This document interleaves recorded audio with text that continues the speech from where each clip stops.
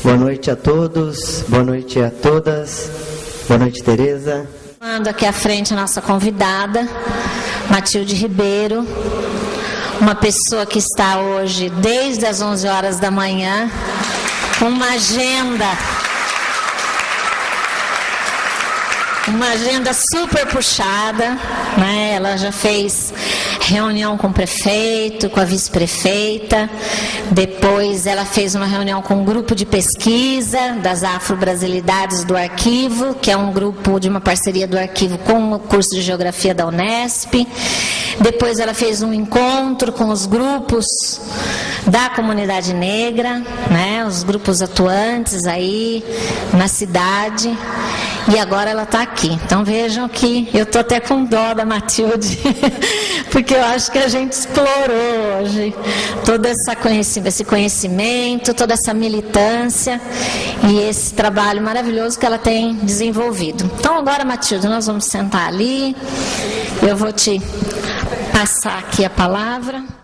Primeiro dizer que eu não conhecia Rio Claro, hoje tive uma grata surpresa, circulei por alguns lugares e vejo que organizando, e isto é muito importante. Eu sou paulista também, nasci na cidade de Flórida Paulista, Florida, como o povo lá fala. Eu fui criada em Osasco, na Grande São Paulo. Meus pais, à busca de melhores condições de vida, quando eu era criança, se mudaram para a Grande São Paulo.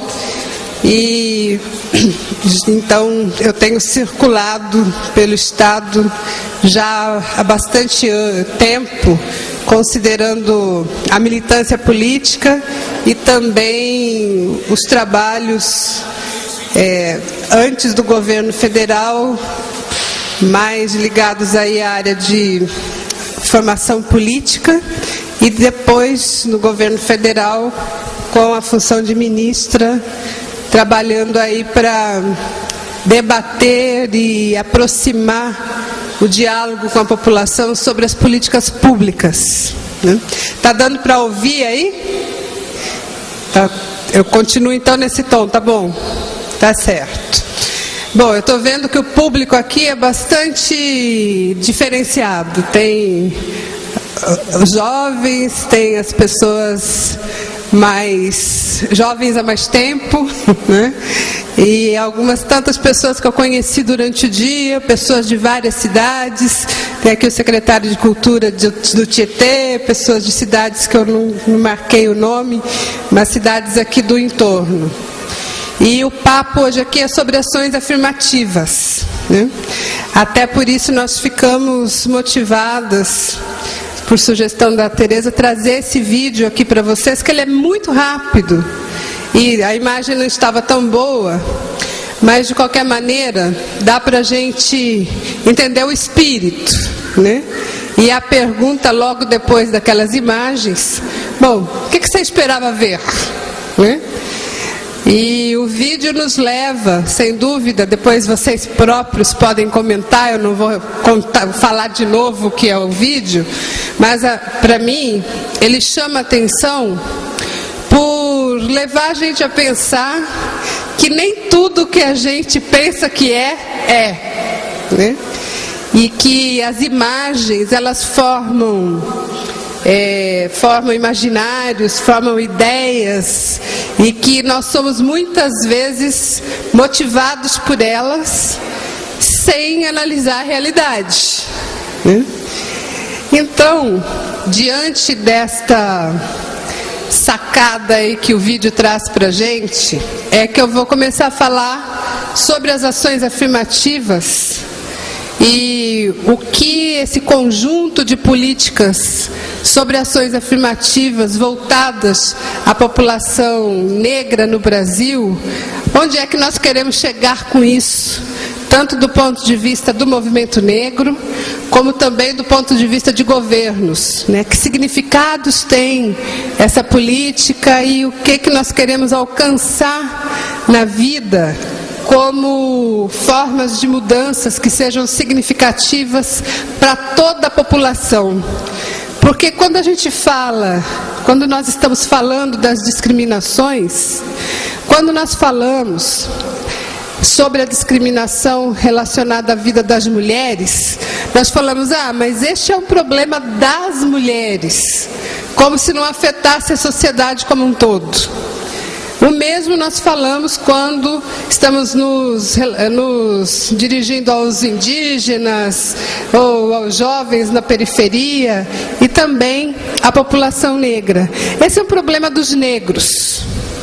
Vamos ver mesmo se é problema dos negros? Vamos falar um pouco sobre o Brasil, sobre a nossa vida, até para provocar essa reflexão nessa noite, nessa proposta de sermos mais informais, provocar um pouco um pensamento sobre o que é o nosso cotidiano e o que nós queremos refletir quando falamos de ações afirmativas. Então, estou reafirmando o convite já feito pela Tereza e o Coringa, que é para a gente conversar mesmo, né? Quando eu era ministra, eu comecei a trabalhar no governo federal, isso foi de 2003 até 2008. Tenho aqui um companheiro que esteve por lá também, na Agência Nacional da Água. Nós fomos desafiados a muitas coisas que a gente não conhecia, não é? E uma das coisas que o presidente Lula, depois que o meu trabalho começou, que ele me desafiou, foi para entender um pouco mais sobre as políticas para as comunidades remanescentes de quilombos, né, para as comunidades quilombolas. E o presidente dizia para mim, Matilde, esse é um espaço que tem necessidade de ação de vários ministérios, mas nós não temos cultura o suficiente para chegar agindo. Então é preciso ter alguém ligado a esta política, que nesse caso é você, para nos sensibilizar, para nos mostrar o caminho das pedras, para fazer o meio de campo com os quilombolas e nós transformarmos em cada área as suas demandas em ações para políticas públicas. Foi esse o convite que o presidente me fez como uma das prioridades a ser tocada pela Secretaria de Igualdade Racial. Bom, posto o desafio, né? E quem está na chuva para se molhar mesmo, né? Eu iniciei o trabalho, eu não conhecia quilombo, nunca tinha ido a um antes. Conhecia de livro, conhecia de ouvir os depoimentos dos quilombolas. Eu nasci certamente num lugar que poderia ser considerado muito próximo à vida dos quilombos. Eu nasci na roça, aqui, como eu falei, na cidade de Flórida Paulista, embora eu não tenha muita lembrança disso, porque eu me mudei muito cedo, mas os meus pais me contavam como é que era a vida deles na roça, né? E depois que eu conheci os quilombos, eu percebi que tinha muita coisa próxima do que os meus pais me contavam e a realidade vivida hoje, século XXI, pelos quilombolas. Mas, indo aos quilombos, eu fui me sensibilizando para aquela realidade e houve uma situação que foi como se fosse uma escola para mim. O primeiro quilombo, aliás, duas situações muito marcantes. O primeiro quilombo que eu fui, ele se chama Mata Cavalo e fica no estado de Mato Grosso, né? Logo, eu tomei posse no dia 21 de março de 2003 e no dia 6 de maio eu fui convocada a mudar toda a minha agenda para atender uma situação de emergência neste quilombo. E a emergência, vou levantar um pouquinho. A emergência era a seguinte, já que eu estou o dia inteiro em atividade, tem que acionar os nervos aqui. A emergência era a seguinte, lá naquela cidade, esse quilombo era sempre atacado pelos fazendeiros que se organizavam para ir lá despejar os quilombolas das suas casas. E quando eu cheguei na cidade, o conflito instalado era o seguinte: as famílias foram obrigadas a sair das suas casas. Houve, numas 2 noites anteriores, uma situação dita sem autoria. Uma casa dos quilombos, uma casa dentro do quilombo pegou fogo, de repente. E aí, depois dessa casa ter pego fogo, as famílias foram ameaçadas que se elas não saíssem da área, isso ia se repetir. Então, as famílias foram colocadas todas para fora da sua casa e quando eu cheguei na cidade, eles estavam acampados, como ficam os ciganos, os sem terra, estavam acampados no meio-fio da estrada. E isso já tinha acontecido há alguns dias, então estava um sol daqueles, como dizemos no interior, de assamamona, né? E os quilombolas lá, sem atividade, sem ter para onde ir, debaixo daquelas cabanas de plástico preto. Algumas pessoas doentes, eles sem alimentação, sem água, sem infraestrutura nenhuma.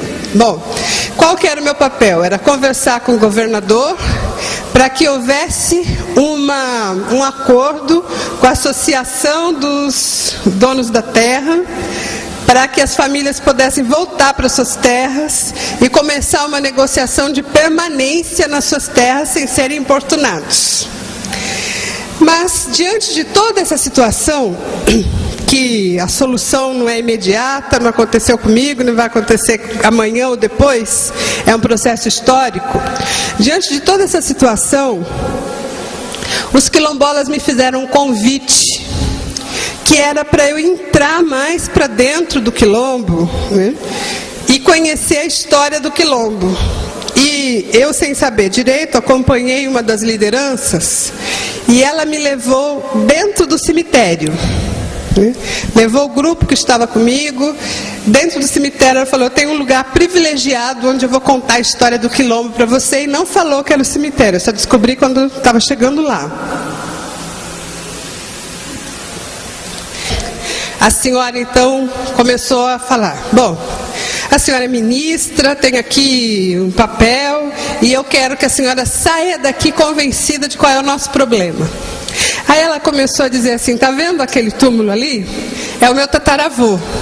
Ele chegou aqui em 1000 e bolinha, ele fez tal coisa, organizou tal coisa, criou tal situação. Então aquele é meu avô.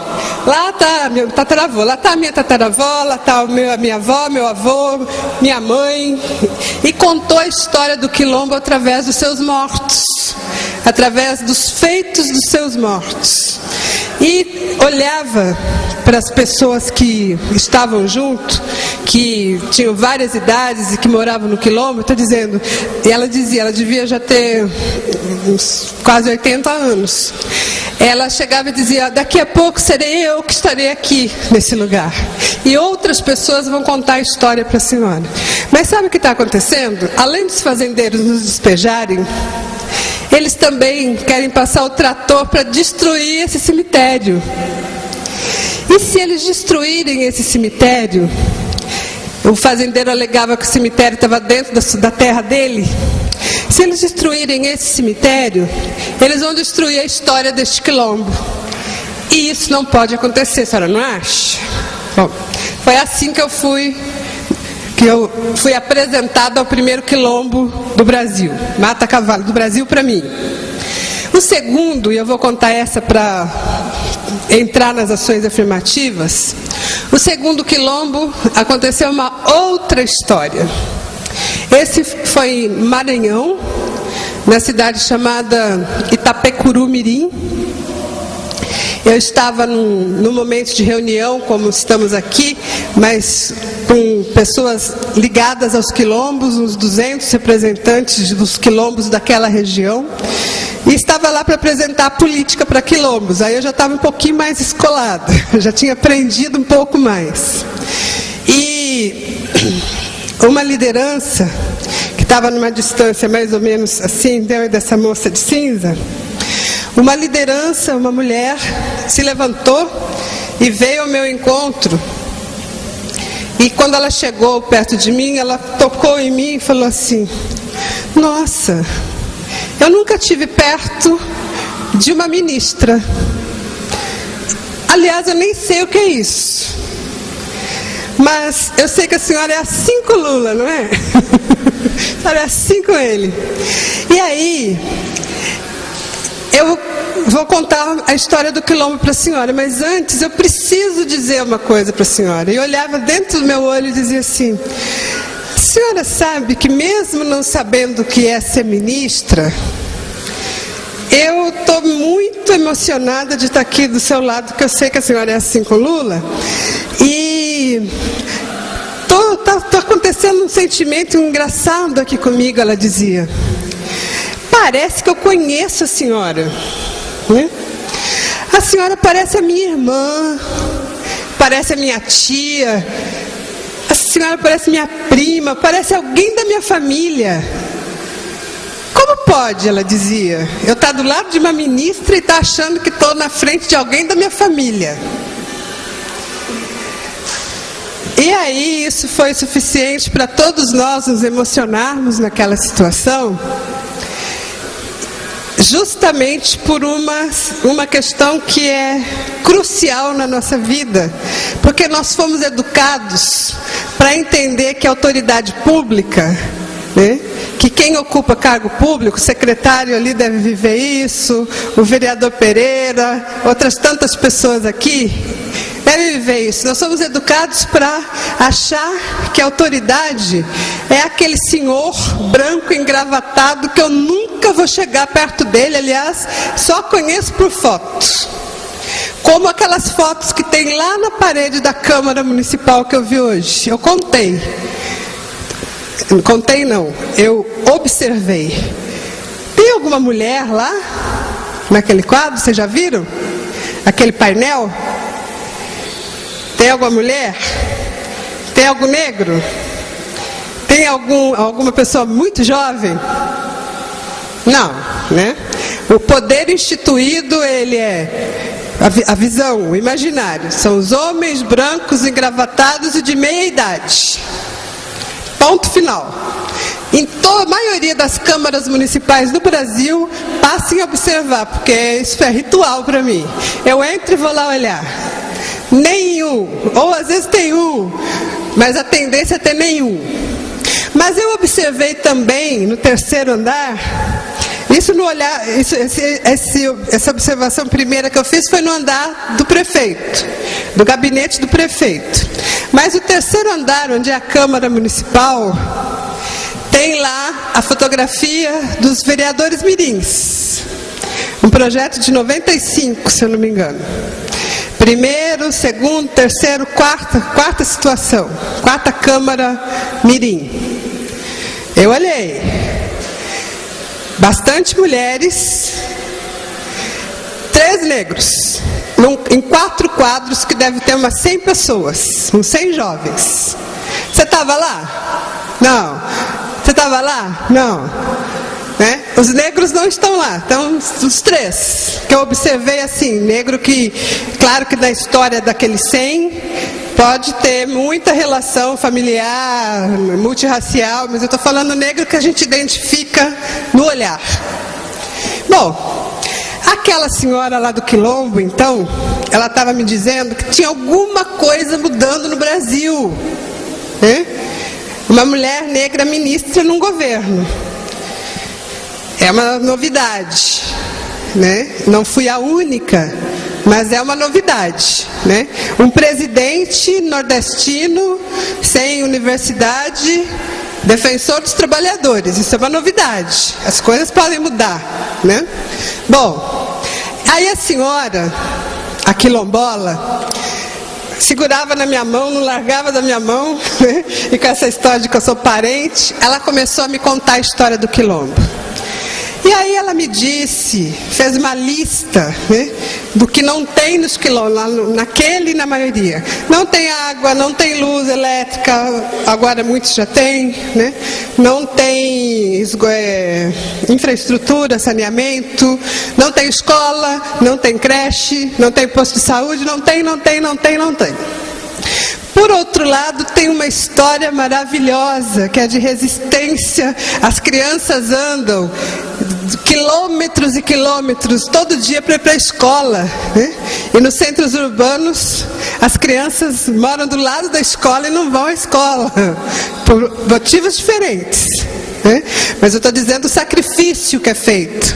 A resistência histórica da luta desde a escravidão e para a abolição da escravidão, toda essa história de resistência está lá e o Brasil não conhece. Mas aquela senhora, Dona Maria, a anterior era a Dona Teresa, 2 mulheres, viu, mulheres? A reunião de hoje à tarde só tinha maioria mulheres e uns 2 ou 3 homens. Essas 2 senhoras, né, no Mata Cavalo, a Dona Teresa, e Itapecuru Mirim, a Dona Maria, elas me contaram as histórias. E neste quilombo lá de Itapecuru Mirim, a Dona Maria terminou a história dizendo o seguinte: aqui, ela dizia, aqui todo mundo é meio parente, né? E nós entendemos que era hora de reverter um pouco da história do Brasil, por isso votamos no presidente Lula, mas tem uma coisa, aqui não se vota ao léu. Este presidente tem que ter responsabilidade com a nossa vida aqui. Aqui nesse quilombo tem que ter o posto de saúde, tem que ter água encanada, tem que ter... Aí ela começou a listar o que tinha que ter. E finalizou dizendo, a minha preocupação aqui é de que essas políticas têm que chegar nesse lugar. Se não chegar, os jovens vão todos embora daqui. Porque eles sabem que perto daqui, a 1h30 que fica São Luís, naquele lugar, perto daqui, eles podem ter acesso a essas coisas que não tem aqui.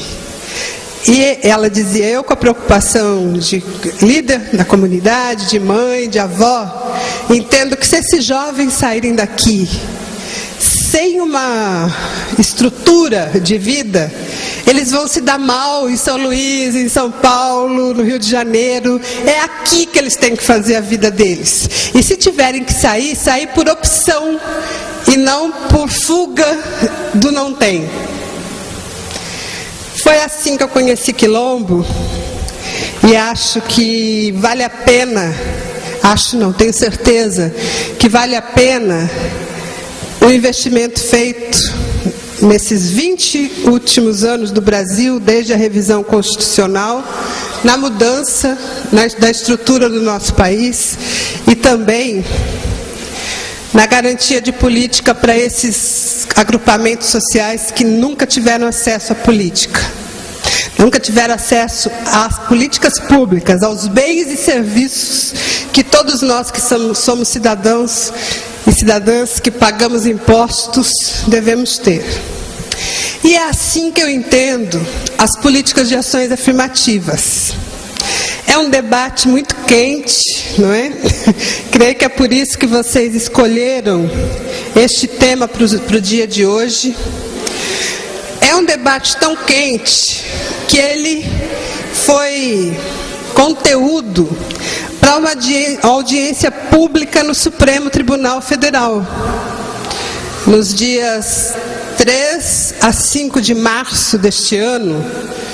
O ministro do Supremo, de nome difícil, Lewandowski, o ministro Lewandowski, que é o relator de um processo em relação às cotas, chamou uma audiência pública, convocou 38 pessoas atuantes nesta área, estudiosos, militantes, formadores de opinião, chamou, contra e a favor, chamou esse grupo de pessoas para irem lá expor as suas ideias em relação ao significado das ações afirmativas para o Brasil e onde nós queremos chegar com essa política. Eu já volto a isso, só para fazer a vinculação com os quilombos. Também em relação à política de quilombos, tem um processo contrário a esta política, também no Supremo Tribunal Federal, tem o MADIM, que é uma forma de contestação que passa por dentro do judiciário. E em relação aos quilombos, quem apresentou essa contestação foi o antigo PFL, hoje Partido Democrata, contestando a política para quilombos, dizendo que é uma política inconstitucional, que não é válido ter todo um direcionamento de política para quilombo, que isso fere a Constituição. O decreto que vigora a política de quilombos é o decreto número 4887. Depois vocês podem procurar dentro dos sites aí do governo e da Câmara Federal, que é o decreto que está sendo contestado e o processo está em trâmite dentro do Supremo Tribunal Federal.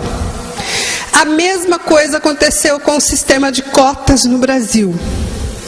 Esta audiência pública chamada pelo ministro Lewandowski é em resposta a um processo apresentado também pelo Partido Democrata, contestando a política de cotas, com o exemplo da UNB, da Universidade de Brasília, dizendo que as ações que são desenvolvidas na UNB também ferem a Constituição, portanto, esse sistema não deve ocorrer por dentro da universidade. E, na visão dos democratas, se não cabe para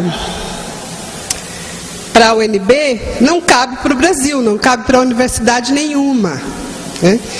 E, paralelo a isso, tramita um projeto-lei apresentado pelo governo federal para que as cotas sejam instituídas nas universidades públicas do Brasil inteiro.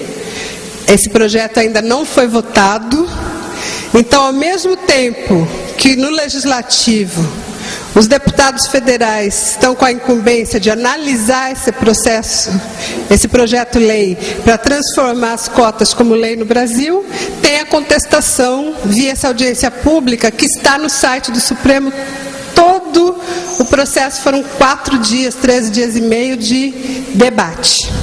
Bom, qual que é o princípio que está vigorando dentro deste projeto-lei que tramita na Câmara Federal e que as universidades públicas, de uma forma ou outra, já estão executando? O princípio é o seguinte: tem a justificativa que diz o seguinte, que há uma situação desigual no Brasil em relação ao acesso ao ensino público superior. E qual é a situação? Quando pequenos, as crianças são obrigadas a entrar nas escolas públicas. Aliás, entrar nas escolas, né? Os pobres entram nas escolas públicas, né? Bom, o pai ou a mãe que não matricula a criança, né, agora está antecipando, antes era 7 anos, agora está antecipando a alfabetização, né? Mas o pai ou a mãe, os pais que não matriculam a criança na escola, eles podem inclusive ser presos, né? Porque isso é contra a lei brasileira, né? Tem até um caso que eu vi recentemente na TV, de um casal que optou por ensinar os filhos na sua própria casa, se não me engano é Minas Gerais, não é? Você que está balançando a cabeça, você viu também. É Minas, não é? Eu acho que é Minas Gerais. Os filhos adolescentes e os pais criaram todo um método para que eles aprendam o que é ensinado na escola, em casa, sob avaliação de na escola é obrigação. Mas o que acontece no Brasil? Todo o ciclo de vida da maioria da população, todo o ciclo escolar, acontece na escola pública, até o final do colegial, hoje, ensino médio. Até o final do ensino médio. Magicamente, no final do ensino médio, para entrar nas universidades públicas, tem um tal do vestibular, né? Vocês aí do fundão, se não passaram, devem estar passando, né? Tem um tal do vestibular que é uma molinha que inverte tudo, né? Os que sempre estudaram nas escolas públicas não estão preparados para pular essa fase e entrar na universidade pública. Então, os pobres vão para as escolas particulares de nível universitário, e eu não estou aqui questionando a qualidade, estou falando da inversão. Os pobres vão para as escolas particulares, eu sou uma delas, eu sempre paguei caro para estudar. E os de classe média acima, que tiveram educação costurada com ouro, vão para as universidades públicas. Né? E os pobres que têm condição vão para as escolas particulares, para as universidades particulares, porque a maioria não tem. Quem é pobre não consegue pagar mais de R$1.000 numa PUC em São Paulo. Não consegue pagar 700, 800, é muito superior ao que ganha. Né? Bom, esta é a nossa realidade. E aí o que acontece ao longo da história? Você entra numa universidade pública, dá para contar nos dedos, ou dava até pouco tempo atrás, para contar nos dedos a quantidade de pobres e de negros dentro das universidades públicas. Correndo o risco de negros na universidade pública ao longo da história, de você ir conversar com eles e não poder conversar porque eles não falam português. São estrangeiros. Quando chegam, mal falam português. Então essa é a fotografia histórica do Brasil. Por que então que entra toda essa parafernália do debate das cotas e das ações afirmativas? O ensino, o ponto de partida é que o ensino deve ser de qualidade e gratuito para todos. Mas isso ainda não é possível. Né? Nós ainda não chegamos neste preceito constitucional, na coisa que está escrita lá na Constituição e que tem que ser lei. Enquanto nós não temos ensino público de qualidade para todos, nós também não podemos cruzar os braços e dizer, tá bom assim, porque não está. Definitivamente não está. Então, a política de cotas, dentro de uma lógica de ações afirmativas, elas devem ser entendidas não em substituição à luta do ensino de qualidade público para todos. Essa tem que ser a luta maior, eterna. E considerando as conquistas que vamos tendo nesse caminho. Mas enquanto nós não chegamos lá, tem que ter alguma medida corretiva. Tem que ter algum instrumento que permita que os filhos dos trabalhadores, que pagam impostos tanto quanto os filhos dos ricos, possam ter acesso às universidades gratuitas.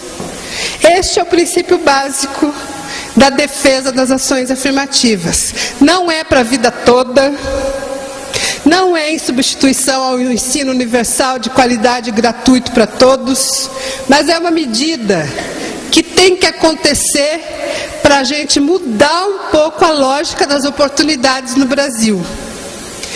Esta é a justificativa que está no projeto-lei lá no Congresso, e o formato é o seguinte: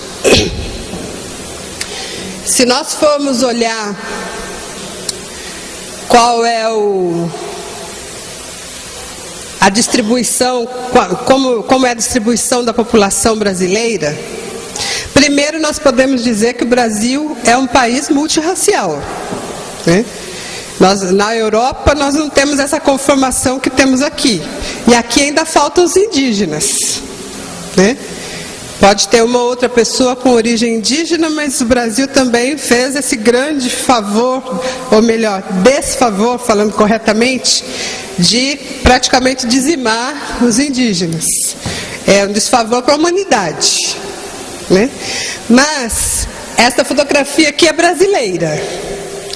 Dentro desta fotografia, nós formos olhar o Brasil todo, nós temos hoje mais da metade da população de origem afro, os afro-brasileiros, os negros.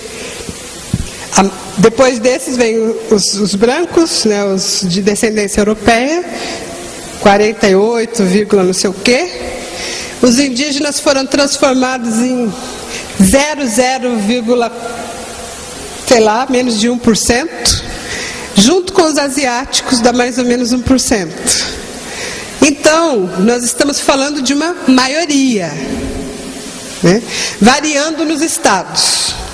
Então, diante desta realidade, o método, né, o indicativo colocado dentro do projeto-lei é que as universidades públicas devem reservar 50% das suas vagas para alunos que têm histórico de ter estudado em escolas públicas, né, o ensino fundamental e médio nas escolas públicas, portanto, a maioria de pobres.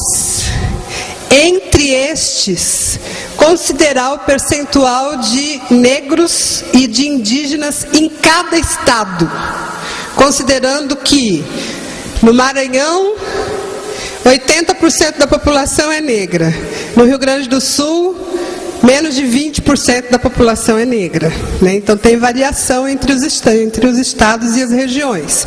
A maioria dos negros estão concentrados na região Norte e Nordeste, aliás, Nordeste e Norte, a maioria no Nordeste. A maioria dos europeus estão concentrados na região Sul-Sudeste. Essa é a nossa realidade. Os indígenas, boa parte no Centro-Oeste e um tanto na região Norte, mas também espalhados por todo o Brasil. Então, esse indicativo, 50% de vagas para os pobres, para os que sempre estudaram nas escolas públicas, garantindo percentual nos estados, combinado com critérios de avaliação que, à medida que esse sistema for evoluindo, supõe-se, né, se fosse uma coisa sequenciada, continuada, poderia chegar uma hora que não precisaria mais dessa medida, já estaria automática a inserção dessa população que esteve excluída, combinando com outras medidas, mudança no sistema de vestibular, melhoria da qualidade do ensino desde a ponta, ensino da história da África e tantas outras medidas. Comida, né? Quem não come não tem capacidade de estudar, moradia adequada, saúde, etc. Cultura, né? Então, é um projeto complexo, mas o que está pegando, né, como se diz no dia a dia? O que está pegando?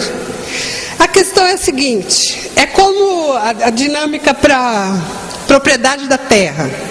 Vocês já viram algum fazendeiro, né, algum latifundiário distribuindo terra assim em praça pública, dizendo assim, eu tenho 500 mil metros de terra, você quer fulano? Você quer Beltrano? Vocês já viram isso acontecer?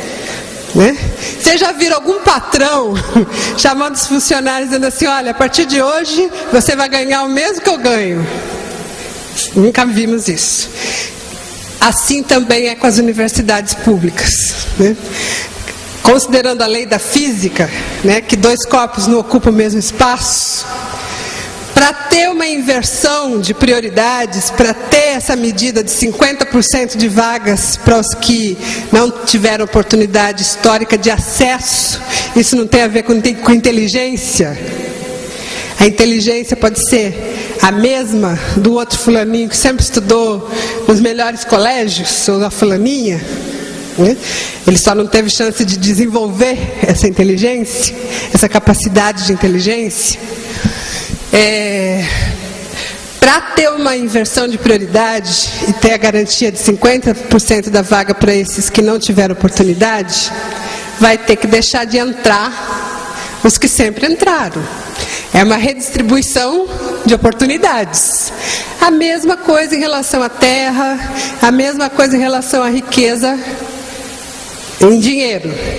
Como ninguém abre mão do que tem em favor do outro, porque o que tem é propriedade minha, é privada, essa bota é minha, essa blusa é minha, e assim por diante. Com a universidade isso não vai mudar também, né? Então, por isso que esse debate é tão quente, porque ele interfere ou busca interferir, esse sistema de ações afirmativas, numa lógica de distribuição de oportunidades, né? De democracia de saber, né? Quanto mais o povo for ignorante, melhor, porque aí os que têm saber, o suposto saber, continuarão mandando, né? É uma distribuição de recursos via educação, né? Então, por isso é tão polêmico, e os argumentos a favor, eu já disse vários, né, conforme foi construindo o meu raciocínio, justamente porque, como disse o Joãozinho 30, né, o carnavalesco, quem gosta de pobreza é intelectual, né, que não vive ela. De pobreza ninguém gosta. Nós podemos gostar da vida comunitária, podemos gostar de viver uma cultura simples. E simples não tem a ver com não ter conhecimento. Nós podemos gostar da vida simples, mas de pobreza ninguém gosta. Ninguém gosta de ficar sem comer, ninguém gosta de ficar sem morar, né? Ninguém gosta de não ter acesso. Então, todos esses argumentos que eu falei até agora é na lógica da defesa, né? É importante ter uma política que faça com que a sociedade brasileira descruze os braços. Mas os argumentos contrários, e eles estão aqui entre nós também. Quando eu falo aqui entre nós, eu me envolvo também como parte dessa sociedade. Eu tenho defesas, mas eu não sei tudo, né? Pode ser que tenha argumentos que são contrários, que sejam bons, inclusive, para melhorar essa política.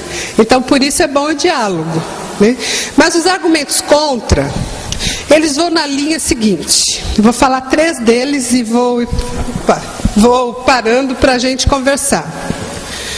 Um principal argumento contrário vai na linha de que as pessoas que entram pelo sistema de cotas não estão preparadas intelectualmente para acompanhar o mesmo ritmo dos que supostamente entrariam no vestibular comum.